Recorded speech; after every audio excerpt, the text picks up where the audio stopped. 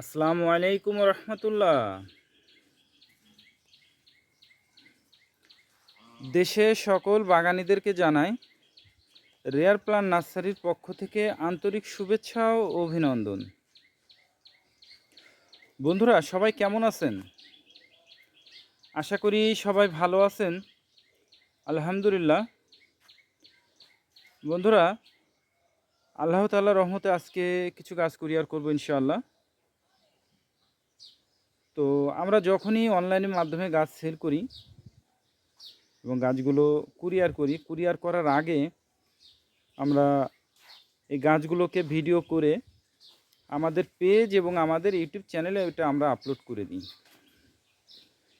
এ upload করার পিছনে দুইটা কারণ আছে। প্রথম তো হচ্ছে নতুন যে বাগানি যারা আছেন, এই বাগানিরা এই গাছ সম্পর্কে বিস্তারিত তথ্য পেয়ে থাকেন। গাছের পরিচিতি সম্পর্কে একটা ধারণা পান। কুরিয়ার থেকে গাছগুলো নেওয়ার পরে কিভাবে রেস্টে দিবে, কিভাবে মাটি প্রস্তুত করবেন, কিভাবে গাছটা লাগাবেন, কিভাবে স্থান নির্বাচন করবেন, টোটাল তথ্য এই ভিডিওর মাধ্যমে পেয়ে যায়। আর দ্বিতীয়ত হচ্ছে যে বাগানের উদ্দেশ্যে গাছগুলো আমি পাঠাচ্ছি, ওই বাগানের উদ্দেশ্যে কি পাঠাচ্ছি সেটা দেখতে কেমন ছিল, আদৌ যেটা দেখাচ্ছি ওইটা তাকে দিচ্ছি কিনা, বিস্তারিত সকল তথ্য এই ভিডিওর মাধ্যমে সে পেয়ে যায়। এবং এটা আপলোড করার পরে এই লিঙ্কটা ওই যে বাগানের উদ্দেশ্যে পাঠাচ্ছি ওই বাগানিকেও দিয়ে দেওয়া হয়, যাতে সে পাওয়ার পরে নিশ্চিত করতে পারে আসলে আমরা যেটা দেখাইছি সেটাই সে পেয়েছেন কিনা। তো বন্ধুরা, আসুন কথা না বাড়িয়ে যে গাছগুলো পাঠাচ্ছি এই গাছগুলো সম্পর্কে আপনাদের একটু ধারণা দিয়ে দিই। আপনারা সবাই যারা আছেন বাগানি তারা জানেন, ধারণা আছে, তবুও আমি যতটুকু জানি আমার ততটুকু আপনাদের সাথে শেয়ার করি। বন্ধুরা, এটা হচ্ছে নাশপাতি। এটা কলমের গাছ। এটা আমাদের বাংলাদেশের আবহাওয়া উপযোগী পলিব্যাগের গাছ। বন্ধুরা, এটা হচ্ছে রোলেনিয়া বা আতা ফল, যেটাকে বলে আতার মতন হয় দেখতে বা শরীফার মতন। এই ফলটা অনেক বড় হয়। এটা বাংলাদেশের আবহাওয়া উপযোগী। এটা ছাদ বাগানে এবং নিচেতে সব জায়গাতে খুব ভালো হয় এবং এটা খুব বড় সাইজের হয়, খুবই বড় সাইজের হয় ফলটা। এটাও কলমের গাছ। বন্ধুরা, এটা হচ্ছে আলু বুখারা। এটা পুরাতন গাছ। এটাও কলমের গাছ। এটা ইম্পোর্ট করা, আমাদের কোনো প্রোডাকশনের না। এটাও বাংলাদেশের আবহাওয়া উপযোগী। বন্ধুরা, এটা হচ্ছে আম, 12 মাসে আম ভাস্তারা। এটা বছরে 3বার ফলন হয়, ভালো পরিচর্যা করলে 3বার ফলন হয় এবং ফলের আমের সাইজটাও খুব ভালো এবং খুব ভালো মানের আম। যারা ছাদ বাগান করছেন ছাদ বাগানে লাগাইতে পারেন। বন্ধুরা, এরপরে যেটা দেখাবো সেটা হচ্ছে শিউলি ফুল গাছ। দেখুন শিউলি ফুল, এটা হচ্ছে খুব ভেরিগেট শিউলি ফুল গাছ। সবাই শিউলি ফুল গাছ দেখছেন, পাতা একরকম, কিন্তু এই শিউলি ফুল গাছটার পাতাটা কিন্তু একেবারে পুরো ব্যতিক্রমী। দেখুন খুব আকর্ষণীয় কালার। এটা হচ্ছে ভেরিগেট শিউলি। এটা বাড়ির এটা শোভাবর্ধন হিসেবে লাগাইতে পারেন এবং যে কোনো জায়গায় যে কোনো পরিবেশে এটা উপযোগী। বন্ধুরা, এরপরে যেটা দেখাবো সেটা হচ্ছে মালবেরি। এটা হচ্ছে long mulberry, Pakistani long mulberry. এই ফলটা খুব দারুণ একটা ফল, লম্বা টাইপের হয় এবং পাখিতে প্রচুর খায় এটা। এবং এটা আমাদের দেশের আবহাওয়া উপযোগী। এটাও কলমের গাছ। দেখুন এই যে কলম। বন্ধুরা, এরপরে যেটা দেখাবো সেটা হচ্ছে অস্ট্রেলিয়ান ম্যালেনিয়া চেরি, 12 মাসি অস্ট্রেলিয়ান ম্যালেনিয়া চেরি। দেখুন এটা তো অলরেডি গুটি আসছে। দেখুন গুটি আসছে। এটাও কলমের, খুব ভালো মানের একটা চেরি। এটা বাংলাদেশের আবহাওয়া উপযোগী এবং যতগুলো আমি চেরি পেয়েছি তার মধ্যে এই চেরিটাই আমি খুব সহজভাবে বাংলাদেশে এটা ফলন হয় দেখেছি। বন্ধুরা, এরপরে যেটা দেখাবো সেটা হচ্ছে হরিমন 99 আপেল। এটাও বাংলাদেশের আবহাওয়া উপযোগী, ছাদের নিচে সব জায়গাতেই ভালো হয় এটাও কলমের। বন্ধুরা এরপরে যেটা দেখাবো সেটা হচ্ছে পিস ফল গাছ। পিস ফল এটাও বাংলাদেশের আবহাওয়া উপযোগী, এটাও কলমের গাছ, এটাও সব জায়গাতেই হয়। এরপরে যেটা দেখাবো সেটা হচ্ছে ব্ল্যাকবেরি। ব্ল্যাকবেরি অনেকে কালো জাম বলে, কিন্তু আসলে এটা কালো জাম না, এটা নাম ব্ল্যাকবেরি। ফলটা খুব সুন্দর দেখতে এবং প্রচুর ধরে। এটা লতা জাতীয় একটা গাছ।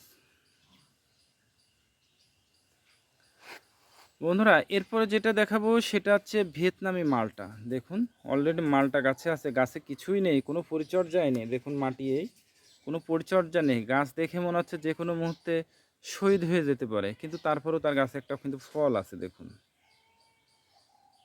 আমাদের যত গাছ দেখছেন, আমাদের এই গাছগুলো কিন্তু প্রত্যেকটা গাছ জাস্ট মাটিতে লাগানো, আর কিচ্ছু না, কোনো সার টার কিছুই দেওয়া হয় না।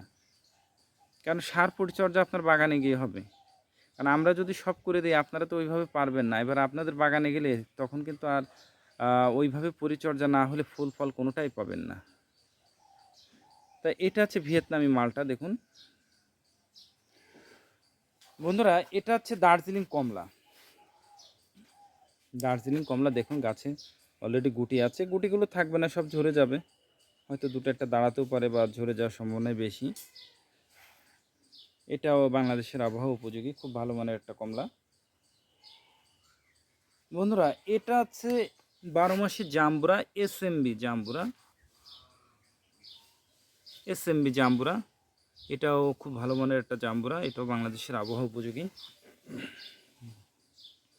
বন্ধুরা তো এই ছিল গাছগুলো। তবে গাছগুলোর মধ্যে আমি কয়েকটা বিষয় আপনাদেরকে বলি, খেয়াল করুন। লেবু গাছ, লেবু এগুলো সবসময় রোদ্রে লাগাতে হবে, ছায়াতে কিন্তু এগুলো ভালো কখনোই হবে না। সবসময় এগুলোকে রোদ্রে লাগাতে হবে, রোদযুক্ত জায়গাতে লাগাতে হবে, যেখানে পর্যাপ্ত রোদ আছে। আর এছাড়া যেগুলো আছে সবগুলোই রোদ্রে লাগাতে হবে, রোদ্রে লাগালে ফুল ফল সব কিছুই ভালো হয়। তো বন্ধুরা এই ছিল আমাদের গাছগুলো আজকের। এখানে 13টা ভ্যারাইটি ফুল এবং ফলের গাছ আছে। তো বন্ধুরা বাগানের উদ্দেশ্যে পাঠাবো ইনশাআল্লাহ। তো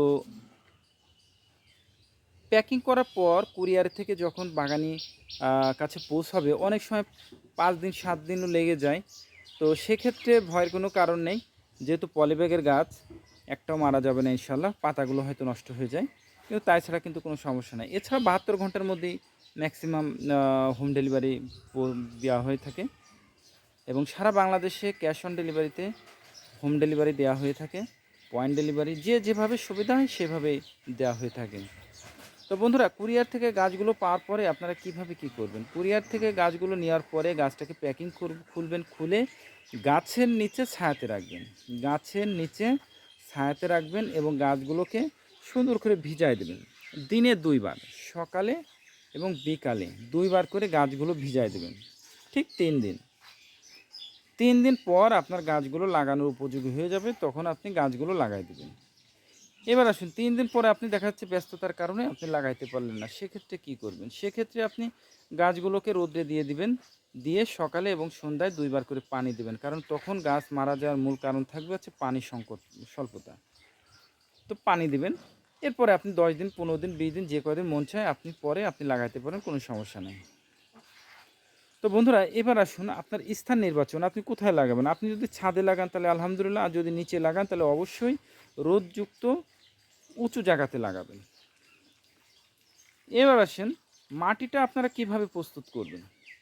মাটিটা ছাদে যেহেতু লাগাবেন, ছাদে লাগানোর জন্য চেষ্টা করবেন দোআঁশ মাটি ব্যবহার করা। 3 ভাগের 2 ভাগ দোআঁশ মাটি এবং 1 ভাগ পচা গোবরের সার, আর কিচ্ছু না। এটা দিয়ে মিক্সচার করে গাছটা লাগাবেন। গাছটা লাগানোর সময় আপনি যখন গর্ত করবেন, গর্ত করে গাছটাকে ঠিক এইভাবে শোয়াই দেবেন। এটা হচ্ছে ইসের শিকড়, অন্য ইসের হয়তো শিকড় হবে, বের হয়ে গেছে। যদি আমাদের পলিব্যাগের গাছ থাকে তো গাছটাকে শোয়াই দেবেন, শোয়াই দিয়ে গাছটাকে ঠিক এইভাবে চতুর্পাশে পলিব্যাগটা কেটে দেবেন, দিয়ে গাছের গর্ত করবেন। গর্ত করে গর্তের মাঝখানে গাছটা রাখবেন এমনভাবে যে এই যে বীজতলাটা রয়েছে, এই যে গাছের গোড়াটা এর থেকে 1 ইঞ্চি মাটি দেওয়ার পরে গভীরে থাকবে।